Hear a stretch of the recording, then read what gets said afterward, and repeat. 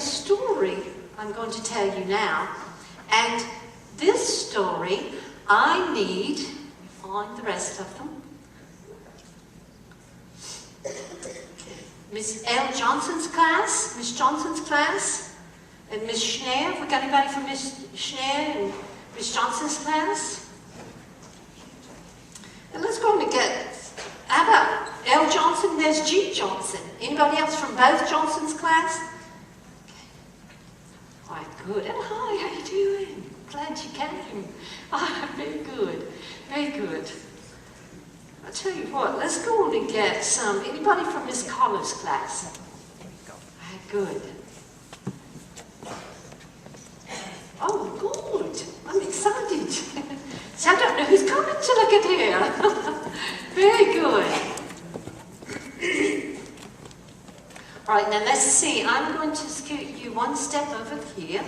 All right, good. One step here. Watch your pockets now. Hands in the pockets. Because you know they'll be going, oh, he's lost his hands. Oh, yeah, how we doing? Okay, now I'm going to tilt this up just a little so we can see your face. How's that? Still pretty cool. Now give yourself a little room there.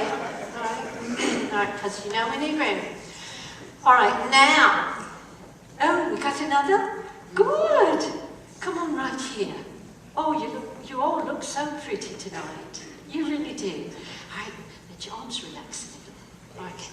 All right, we got to get them ready. Oh, we got one more. They're just coming out of the woodwork. All right, very pretty. Look at these ladies and gents. I'm very proud of them for showing up tonight and having fun, because this is fun. Now, this is a story that I've written, that I have the book. But of course, it's based on true history. And it is a story about a king. You know the story we did? All right. You ready? Sorry, I've had a bit of more than a cold lately, so excuse me. There once was a king of England, who was very mean and very greedy. He was so mean. How mean was he? He was so mean that the more he got, the more he wanted, and the more he got. In fact, he was a king, the last king of the Middle Ages, the late Middle Ages there. His last name was Tudor, T-U-D-O-R, and he was a king as his father was before him, which is not always the case. Now, this king of England was so mean. How mean was he? He was so mean that the more he got, the more he wanted, the more he wanted, the more he got. And he was a very, very spoiled young king. In fact, when he was young, he was so spoiled that he had a whipping boy take his whippings in his stead. He was. It's a true story. Now, and he grew to be a powerful and very mean king. And he was a very wealthy king. And he was so mean. How mean was he? He was so mean that he had many subjects who, though they loved him, they feared him, and rightly so. Now, this king of England was so mean. How mean was he? He was so mean that, you know, this king had many wives. When he got tired of a wife or angry at a wife, well, he'd have her head chopped off. He would. How's it sound? Just like that. You can join in too. You too. I know you want to do this. You can join in too. All together, all the audience and them. 1, 2, 3. How's it sound? Oh, that was really too good. Very good. Very good. Thank you. He's probably the dentist, isn't he? Now, indeed, if a wife disagreed with him, or if she did something he disliked, he more than likely would accuse her of treason and then send her off to be punished and most likely beheaded. How's it sound? Just like that. You know what king I'm talking about? You're so right, Henry VIII, King of England. This is some of the illustrations that are in the book. Now, King Henry VIII, King of England. Henry VIII, King of England was so mean. How mean was he? He was so mean And can you hear me okay if I talk at this level? Can you hear me? He was so mean that he had many castles. But he put a man in jail in order to get a castle. He put Cardinal Wolsey, who was head of the Catholic Church of England, in jail in order to get Hampton Court. See this huge castle. You can visit this today. Now, Cardinal Wolsey, I will tell you this. While Henry VIII was out playing and doing so many things that he did, Cardinal Wolsey pretty much was running the country. And he got too confident. And he loved his power too much. And it's not wise to get more powerful than the king, is it? Oh, no. In fact, he couldn't be king, so he kept giving himself more and more titles. Oh, no. King Henry ended up putting him in jail where he died. Well, okay, he died on the way to jail, but he died. So Cardinal Wolsey lost Hampton Court to Henry VIII. And it is a huge castle. Have any of you been to Hampton Court? Any of you been to England by chance?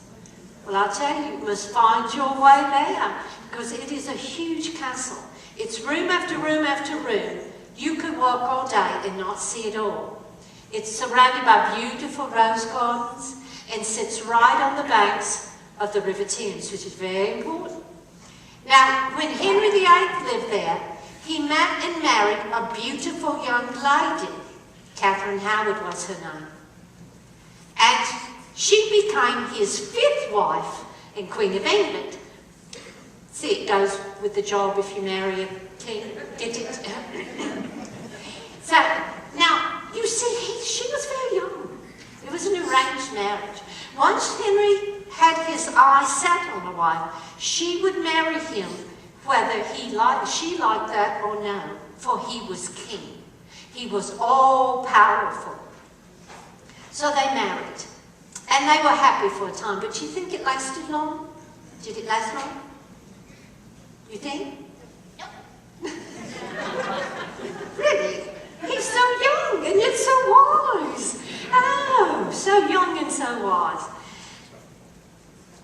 King Henry got restless. He accused her of being in love with someone else. And she might have been. He was quite old. She was very, very young. But yet gossip got out. You know the power of gossip, right? You know? Oh, you know the power of gossip, don't you? We know very young about the power of gossip. It travels on the wind. It goes from tongue to tongue, and it goes from ear to ear. It's just as faster than even the wind it is, actually. And it got to King Henry's ear. It did. And people said, they said awful things. They said, maybe she's in love with her music teacher. You think? Maybe she's in love with someone besides Henry that she was in love with before she married him. You think? Maybe she's in love with someone she was in love with before she had to marry Henry. And on it went. So Henry would have none of this. He would have none of this. No slander, no. So he brought her in. He brought in a judge and a jury, and they had a trial. And who do you think won? He did. He did. He did. He was king. He was all-powerful. They accused of treason. They said, treason, treason, what else can it be if you're not loyal to the king? And off she was put in her chambers there. She was taken and put under house arrest. Now the day would become the day would come that she'd be taken out the many courtyards of Hampton Court. She'd be put on a boat right down the River Thames, take that long boat right down the River Thames, a ride you can take today. And there, that is where, in the Tower of London, she would be beheaded. How does it sound? That's right. Yes, it would be bad. I like it. Yes. I love their dark humor. I think I've lost a little bitty thing there, but anyway, off this. So now, what they did is they put her under house arrest. On the day she was to be taken away, on that day of all days, Henry VIII was kneeling in prayer in the royal chapel. Henry VIII, kneeling in prayer. Well, it was a big jack back then. But the guards grabbed her roughly there from her chambers, but she broke free. And Catherine Howard ran down that long hallway that leads to the Royal Chapel doors, begging and pleading, "Please, Henry, you know I'm innocent, please." But he ignored her entirely. Well, the guards grabbed her again roughly this time. They drug her down that long hallway. They took her out the many courtyards of Hampton Court. They put her on a bed right there on the River Thames. And I'm going to get you to step back that way just a bit so they can see this. They put her on a bed right there on the River Thames. And she took that long boat right down the River Thames, a ride you can take today. And do you know how I know this is true? I was with her. Of course. If it's in the book, it's true, isn't it? You don't believe everything you see in a book? Yeah, I wish I had that mic over here for you. Yes. You are very wise, very wise. Now, there I was with her, and there she took that long boat ride down to the Tower of London.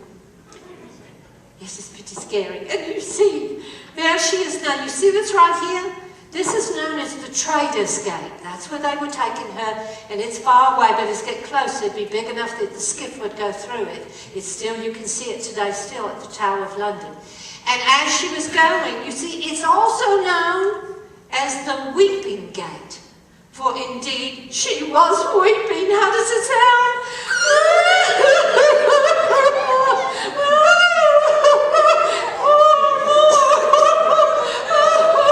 I just think it's so sad. It's sad, isn't it? Yes. Cool as a cucumber. If you ever have a crisis around here, call this girl. She's together. It's sad, it's so sad. Yeah, her sorrow lasted that long, was that? So, all right, now, she was taken in the Tower of London. And there, within the week, her head was, how does it sound? Chopped off. Oh, it gets better all the time over here. So. Now, late at night, if you find yourself at Hampton Court, if you find yourself at Hampton Court after all the visitors have gone and everyone's gone to sleep, if you find yourself in that long hallway that leads to the Royal Chapel doors, you'll see her, you will. It's a lady, appears in white. You lift your arms up. And she appears in white, and she not walks but floats, for she is a ghost. And I need all your help with this sound. She was moaning. Put your arms up. She's moaning. And she was groaning. And when she got to the Royal Chapel doors, she threw her arms up in anguish, and she screamed.